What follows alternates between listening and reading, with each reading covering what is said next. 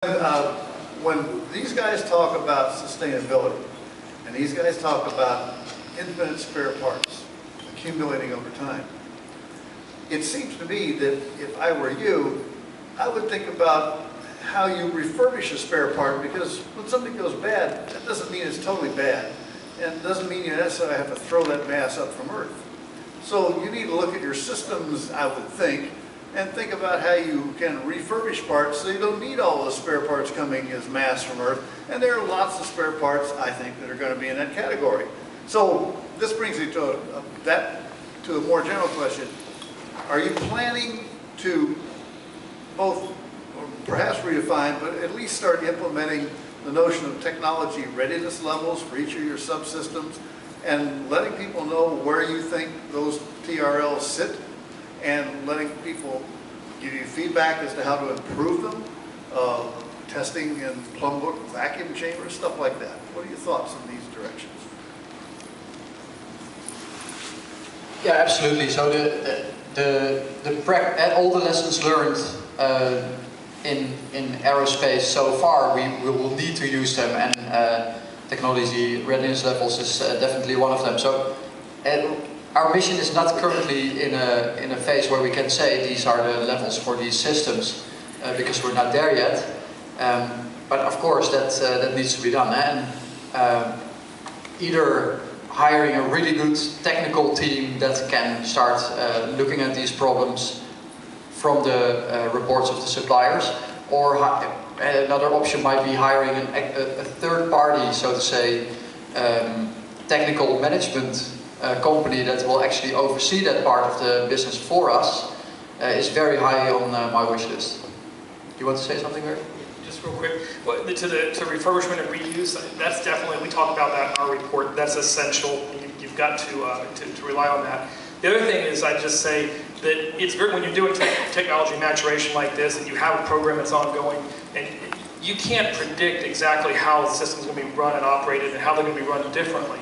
On the International Space Station, one example is they had expired saline solution, right?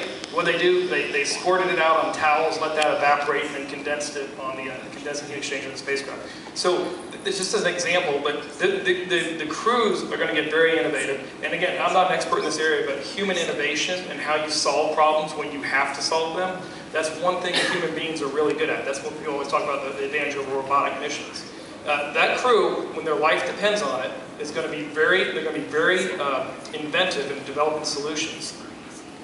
Does MIT team wish to respond to this? So you bring up an excellent point, and this is actually my dissertation topic. This is my dissertation topic. This is looking at level of repair, going to lower levels, and refurbishing. You know, if you lose a gasket, you don't throw out the entire spacecraft, right? So the question becomes, where do you implement that lower level of repair? How much massive tools and diagnostic equipment do you need to be able to seek out the failure? How much crew time do you need to be able to seek out the failure? How much redesign does the system need to be designable in that system? And you still have, there's some piece that you need to replace. And that's where things like with 3D printing, something that's particularly interesting to us, that opens the possibility of maybe closing the loop on spare parts, where you can grind out the old one and make the new one, just like yesterday's coffee becomes today's coffee on the ISS right now. And so basically, like, you're absolutely right. These are all things that need to be done. And all that we're saying is it costs money to do those things, and it takes time to redesign these systems, and there's a lot of uncertainties that come up when you look into these questions. Another point that's kind of related, that's a little different from the sort of random failures that were brought up earlier, is the limited life components. Some big ones being filters. Filters can get clogged or burst or other things like that. And there's some things that right now, you know, we change every 3 months. There's other that are about every year or so. There's a range of things. But those are not necessarily something that I can refurbish and put back. There would be a significant design challenge incorporating to refurbish some of those components depending on the function. In this slide, I'd like to throw a question at the MIT team. Because you did these studies showing the difficulty of maintaining reliability of systems as the number of systems multiplied. Did you take into account the fact that there are people there to fix the systems when they fail? Yep. So we assumed that with 10 years of training, the Mars One crews were perfect mechanics. So the risk numbers that were presented there, that was only the risk that you don't have the tool you need to accomplish the job. There's additional risk that the maintenance goes wrong, or that you don't find it in time, or that the design was wrong, or that there's something about the Martian environment that you don't understand.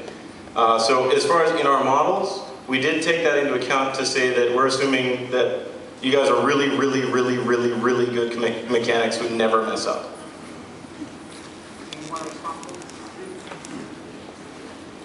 No. All right. How about, you have someone? Okay, go ahead. Good evening. My name is Karen East Formack. It's really an honor to be here. And I have a comment that's directed to Mars One. I'm so proud of you. I'm so proud that your faith supersedes the money you know is necessary to have.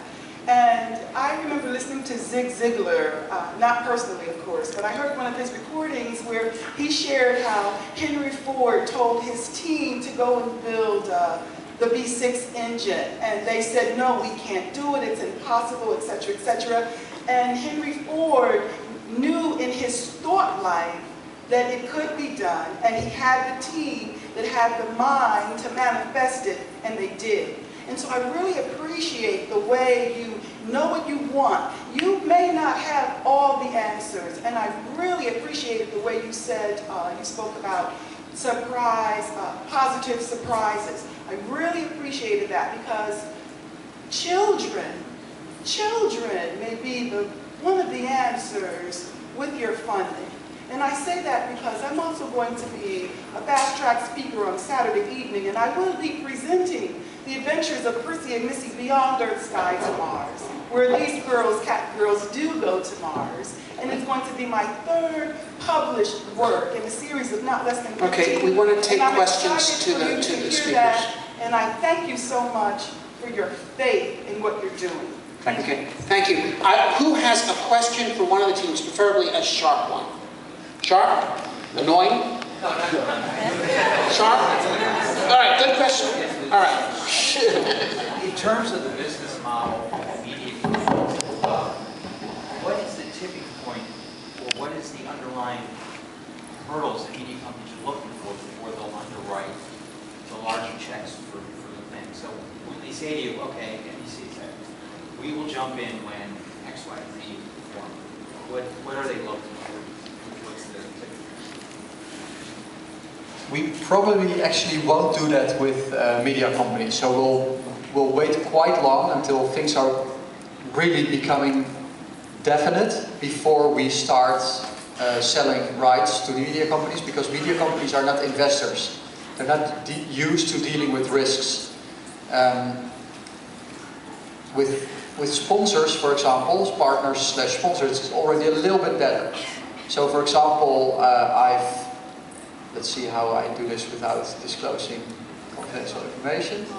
I'll keep it. I'm sorry, I have to keep this a little bit vague. It's a company that's currently not interested in doing something with Mars. There it goes here. But they're very interested. They want to do something with our first unmanned mission. And they said, for example, as soon as you have a fixed launch date, so basically finance the mission, even though it will still need to be completely constructed, then we're very interested in paying the upfront fee for the sponsorship and partnership. But in principle, all the upfront money is going to come either from investors, which is what we're currently very busy doing, because investors are very good at assessing risk and the upside, or from people that are already donating to Mars One now, just because they think it's cool.